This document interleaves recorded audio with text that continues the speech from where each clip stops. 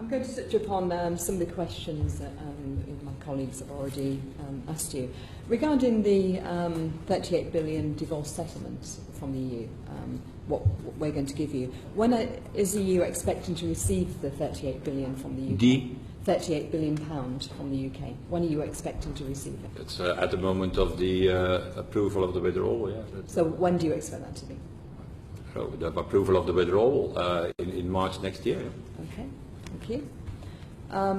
If this is truly a two-way negotiation, what is the EU prepared to give or give up for the UK? But the question is, the negotiation is within the framework of Article 50. So it's a question of we have to make a settlement on the finances, we have to get the citizens' rights okay, and it's not a question of a trade-off in the sense, oh, by the way, if you give in on this, we're going to be more... well, I'll rephrase it then. What areas are you in that way, it's not a compromise? classical negotiation, like between two political parties, for example, sitting around the table to make a government and to give in on their principles. And they expect it from both sides that they are doing it, otherwise they cannot make a government. So it's not that. It's not a classical political agreement. It's a country leaving the Union. We have to do that rule-based on the way it is described in the treaty, and we don't want trade-offs in a classical political sense. Also, we have indicated, as a second example to give you, that we will never accept a trade-off, for example, between, oh, we're going to give you a good cooperation from the British side on internal security and on external security if you give us a good deal on trade and economics. We will never accept that. This is not a classical political trade-off, dealing and wheeling between political parties. So is there any areas that you're prepared to compromise?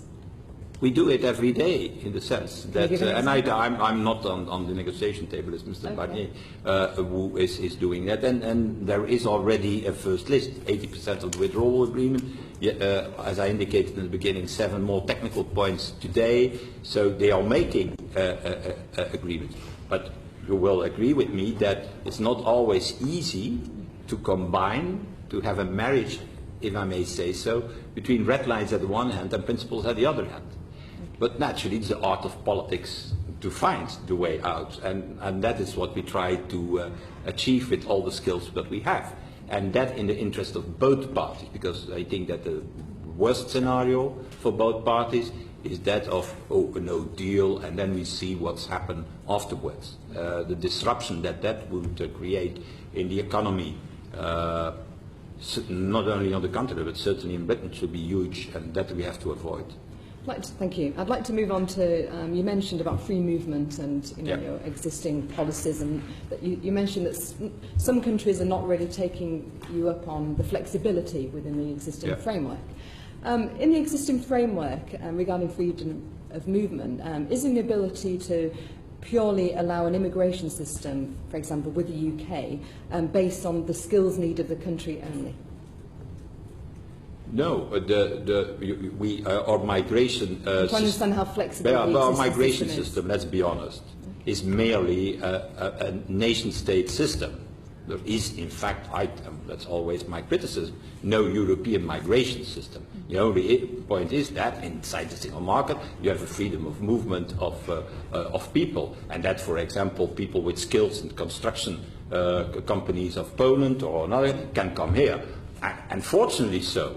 So I'm a lot of times in Britain, and when I go to a hotel or to a hospital, then I see a lot of these people with these skills coming from other countries in the European Union working here, and that's good, I think. Labour mobility in Europe, let's be honest, is low. Everybody's talking about this enormous problem of labour mobility. Labour mobility in Europe, you know what it is? It's 1%. You know what it is in the US? 10%. So that means concretely that only 1% of the workforce in Europe is moving to another country to work there, temporary or not temporary. In the US, it's 10%. 10% of the workforce on a yearly basis is going to another state, is going to another part of the country, under several constitutions, because every of these states in the US have their own constitution and their own flag and their own system. So labor mobility, okay, I didn't find it a big issue. You find it a big issue. Okay, I can understand it, but it's only 1%. And this 1% makes that, in fact, in total, also Britain included, the number of vacancies in Europe is 3 million. Why? Because of a lack of labor mobility. And so, okay, I have not to judge for the whole debate during the referendum about migration. Well, it was about, it's not migration coming from outside the European Union. The debate was about the labor mobility inside the Union. Well, I tell you, the labor mobility in the Union is fairly good under control because it's only 1%. Right, final question, Chair, if that's okay. Sure. You touched on earlier about strengthening your defence capability. Yeah. During the referendum campaign, our then Prime Minister David Cameron said it's completely untrue and it was not going to happen, that a European army would never be established. Is this your aim? Would you like to see a European army? I am in favour of a European defence community as a pillar of NATO, European pillar. So NATO for the moment is still an organisation of nation states, and I think we're going to go into an alliance that is more based on pillars, a North American pillar, European pillar, and so on. Secondly, my opinion is that the European defence community, that it is the way forward also to do something to our lack of responsibility in defence matters. Because so what does this look like then? What does it look like? So does it look like an army? Well, look, I can send you, it's a very interesting document, the proposal of the European defence community of 1952-53.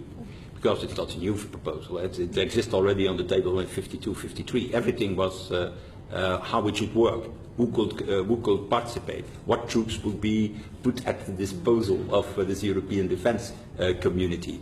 And that is, in my opinion, the only way to make better use of the enormous amounts that we put in military, because Europeans put more or less 42% of the Americans in military.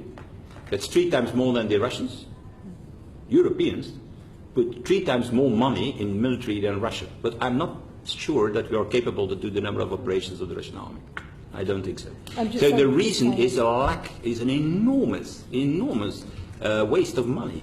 Because the non-existence of European defence community, and it's not in fact compensated by the inflation of bilateral arrangements we have between countries. So I think, you call it an army, you can call it as you wish, but the European defence community should be an enormous saving of money, and at the same time an increase of the security of this continent, which is today not capable to take its responsibility in its own neighbourhood.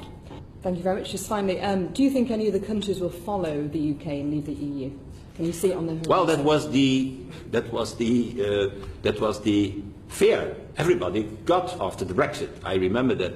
Can you see it on the horizon? There were countrymen of you that are present in the European Parliament, a leader of a certain party called UKIP. I don't know how it is with UKIP for the moment here in the country, but who was there, and we said, well, there will be now a follow-up. After Brexit, there will be a Dexit, Danish going out, Nexit, the Dutch going out, Frexit, the French going out. Fortunately, you have not seen a domino effect in that sense. Okay. In the country, like I indicated in the beginning of this you see it happening in Italy? Hearing, sorry, but in Italy, both parties who were very Eurosceptic are today the most Europhile parties that I have ever heard. They don't want to go out of the Euro. They say it's stupid to go out of the European Union. So even Eurosceptics have understood it, but Eurosceptics on the continent. I know here on Britain, yes. I'm not capable to qualify Eurosceptics here in Britain. But the Eurosceptic parties, or in Europe after Brexit, or lost the elections, like in the Netherlands, because there are Europhile parties who won it, or the Eurosceptic parties changed completely their opinion and find now that the euro is a stable element of their economy and don't want to go out neither of Europe, neither of the European Union.